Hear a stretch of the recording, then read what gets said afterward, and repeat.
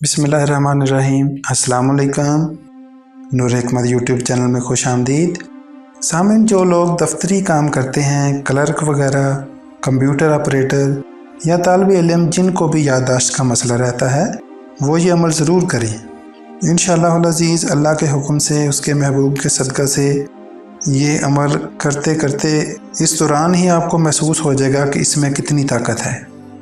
सबसे पहले बिस्मिल्लाहिर्रहमानिर्रहीम, अव्वल आखिर ताक तादाद में दुरूद शरीफ, फिर सूरह तकवीर की आयत नंबर 20 ता 29 तक, सूरह तकवीर की आयत नंबर 20 से लेकर 29-29 तक 41 मरतबा पढ़कर जिस शख्स की याददाश्त चली गई हो या काम ना करती हो, इस पर दम कर दें।